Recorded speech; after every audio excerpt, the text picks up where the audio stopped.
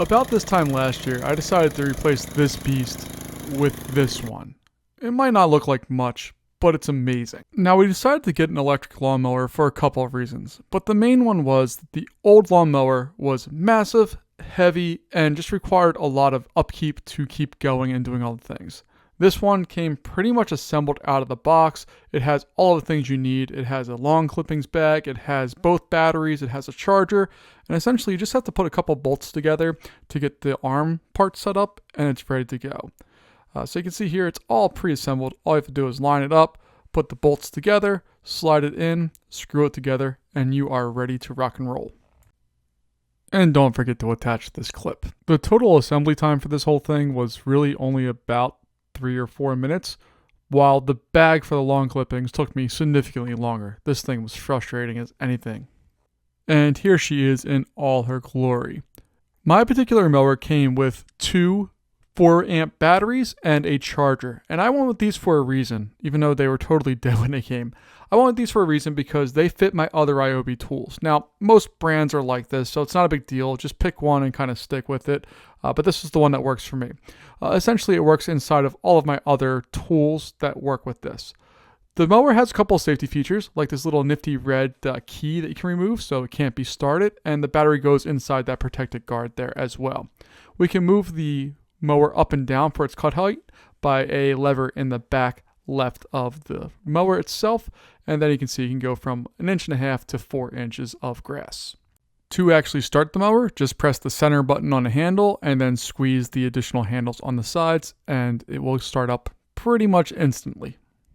So I've had this thing for a year now, and the question becomes, would I buy it again or would I recommend it? It rained 2.5 inches over the past week, and my grass is really high.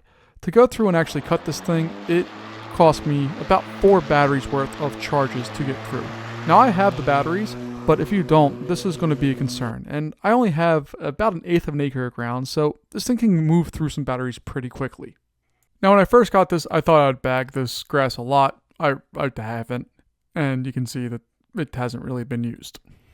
Now I have been happy with this for a number of different reasons. First off, this hill here that is on the side of my house, my alt mower would actually cut out because the gasoline or the oil would flood the engine and it just wouldn't be able to run on such a steep incline. With the battery power, that's not a concern. So if you have a really hilly property or you have a small property, this is a really good option for you. My old mower is very heavy and hard to move around the yard. This is not. I also don't have a whole lot of outdoor storage space, and my old mower took up almost all of my shed. The new mower barely takes up anything. Now I have it folded here, and I honestly rarely fold it because even in its unfolded spot, it takes up less space than the old mower. Just make sure you bring the batteries inside, especially if it's going to rain. Just trust me on this. But the batteries do fit into almost all of my other Ryobi tools. So I have a weed whacker here, I have a leaf blower, I have an impact driver, I have a drill. It fits into all of them, and it's great. So would I get this again? Absolutely. I love that it's quieter than my old mower, that it's lighter, that it's easier to move up and down hills even though it doesn't have any powered assist or anything like that. It's just an easier tool to operate, maintain, and to own. Now, I have to cut the grass a lot slower than I did before because the cutting deck is half the width of my other one, but that's fine with me. It doesn't really bother me. You also have to make sure you have enough batteries. If you don't have enough batteries to go through and do a whole yard, you're going to either have to change it out or do the front and back like I sometimes do. Now, I, again, have plenty of batteries to do all this, but sometimes it's just not that much fun to go through and run through all of your batteries if you might need them through the course of the day. So I really like this thing. It's great for a small yard. It's great for a hilly yard. It's great for somebody who wants low maintenance or for a mower that takes up almost no space.